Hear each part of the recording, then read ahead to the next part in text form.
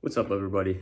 I am homesick with COVID and I'm bored as hell. I gotta do something, so I'm out in the garage kind of tinkering with the car. And I decided to make a video on how I tucked the engine bay on my E36. This isn't like a DIY step-by-step thing.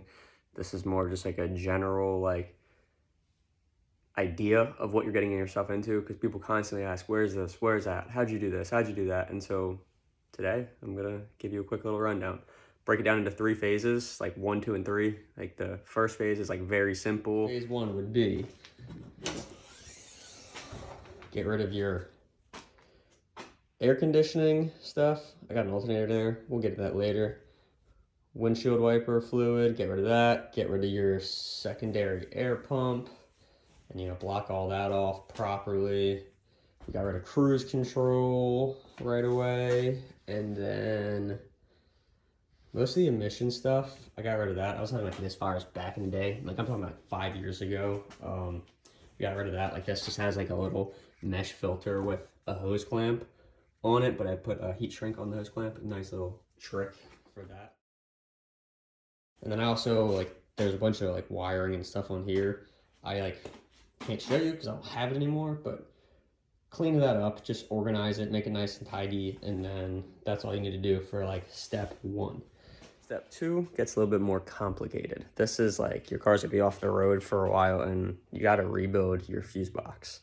So basically, I read on a forum back in the day, and I'm telling you this now because I fucked myself, and I don't want you to fuck yourself, but I read on a forum back in the day that you could take apart your fuse box, pull it through the dash, and just have it under, in the opposite side, under your dash on the opposite side. No, you can't. Maybe this guy did, because I think he had a right-hand drive car, so he didn't have anything there. But most of us got left-hand drives, so we got gas pedal, brakes, clutch, everything there, and it doesn't work. I tried. I had miles of wires. It was a mess. And I'll put pictures of that too. It's not pretty.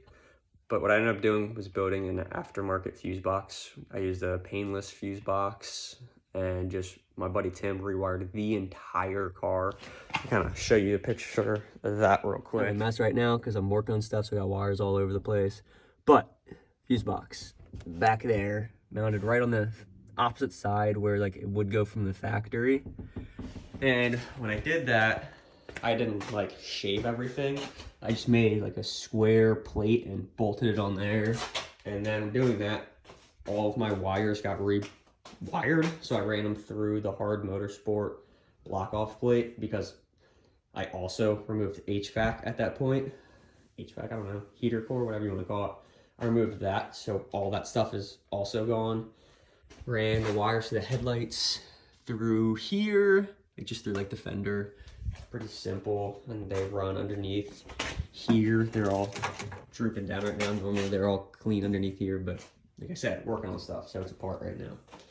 And then I'm not gonna be able to show you, but basically your ECU goes right here. I built a little cover for that, and I ran it on the inside instead, so kind of behind my glove box, but my glove box is on, so you're not gonna be able to see it. Also, this whole area I cut out. I don't have that anymore. Clearly, I mean, as you can see, it's not here. I hope you can recognize this. Diagnostic port is now mounted on the inside, like so. Kind of cool little thing. I do have windshield wipers still, which is pretty cool. That's these guys here. One is slow. This one's medium. Both of them are high speed, so that's kind of tight. Okay. I modified my windshield wiper motor even. I cut it basically right here. So now instead of having both of them, which is another reason why I could run that plate here, I only have one now. Of course, I don't even have. I forgot I also did the power steering upgrade. I bought the Beamer World kit, and I relocated the power steering reservoir. I had it here at one point before this was all filled in, and then I actually mounted it inside of here. And that looks nice. Before I had this radiator, but now I got this radiator, it didn't fit. And that's, could be pretty much phase 2. I also have this piece right here that goes on there.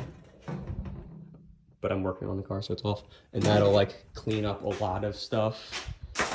I think the engine bay was... Now, phase 2 wasn't enough, you know, rewiring your entire car. Phase 3 gets kind of insane. Pull the engine, make block off plates for every single hole in your engine bay. You got to do like your fuse box, where your ECU is, all like the wires, the holes in your firewall, everywhere. Any hole, cut a circle, whatever, weld that bitch in. And then I didn't do it. Also, shout out to Tim again. Tim always saves the day. But then you gotta do a whole bunch of body work and Bondo, and it's ugly and it's not fun. And I have no idea what I was doing with any of that stuff, but I did it anyways. And so that'll fill in all the holes and get a nice pretty shaved bay, which a picture will that be here. And then it gets even more complicated. I ended up doing the chase base radiator also. That's like the best thing I've ever done. My car stays so cold. It's almost like concerning that it's not like getting hot enough to even... What we're working with chase base. I mean, you literally can't see the radiator. We got the little filler neck up here, radiator down there. Its fan is supposed to be mounted here, but you know, I can't be that, you know, simple. I mounted it to the front instead, so it's, you know, you look at the bay, you see nothing. I mean, but yeah, so phase 3 gets a little crazy. You know, you gotta get the radiator. I got rid of the brake booster. Ooh, I also didn't mention in one of the previous phases, I got rid of the ABS. I got ABS delete on there at one point. I got this separate aftermarket, like non-ASC elbow. I still have idle control valve right now. I actually didn't, but I was running into issues with the car idling, and I thought it was because of that. It was actually bad wires on my MAF. So all the emission stuff, like I said, is gone for the most part. Chase bays, you got the hoses. This guy right here used to go back to the expansion tank, but I don't have an expansion tank with this radiator. I don't need it. It's worked fine without it. So I just have that blocked off there. We did the GDM oil filter relocation. So I don't have that big oil filter there. Oil filter is now ran behind here. We got the oil pressure sensor plumbed up to that as well. So that makes huge room, less pulleys, less everything. Oh yeah, that's also clearly less pulleys and everything because my alternator is down here where my air conditioning used to be. I have all the wires ran like underneath the headers and looped around back to where they need to go. It's like a starter and whatnot. I'm sorry this video is scattered, but there's so much information. It's a lot to keep track of. I built like you're not be able to see it, but I built a little tensioner down there and it tensions the belt nicely. I had to play with belt sizes and stuff, but I got it right there. What else? I used to have a dyno intake, so that's why I have this big hole. I'm gonna patch that in, paint it white, so it'll look just like the other side too. Keeping it going. I deleted the power steering. We got the Condor kit. I cut the brackets off of this off the motor mount, just because I can. I think I'm gonna get some aftermarket arms for that, but for now, that's what we're working with. Brake booster is also gone now. Chase base makes a really nice kit. I, like everything else, modified it. I have one wire going into the inside, and then I have the bias valve mounted on the inside, kind of temporarily down here by the floor, by my gas pedal. It's not bolted, it's just sitting there right now. I gotta move that. And then I have my clutch. I modified my clutch. You're not gonna be able to see that, but I have a separate reservoir for my clutch right here. So clutch, brake reservoir, totally separate. That's why I only have one hose coming out of it. I can run it like, talking about the brake, clearly it goes inside. There's no wires, hoses, whatever that go through here anymore. I bought one of the different clutch master cylinders, I think is what it is. And it's shorter. So they have two different sizes. I bought the shorter of the two so it goes straight up to my reservoir. Should probably touch on that. And then all of the hoses are right on the inside along like over the trans tunnel and go through the like wheel well from underneath. This filter on here is ugly. It's just there temporarily so the car can run and not suck up anything that it's not supposed to. I might even point that straight down. We'll see. There's so many stuff, like I just keep forgetting to touch on. My MAF is running through my strut tower. I cut a small hole, cut all the wires and ran through that way. Cruise control. I modified my throttle body, so I only have this one where there used to be 2 on there. There's so much stuff that I've done. I just feel like I'm gonna keep forgetting stuff. This is the trigger.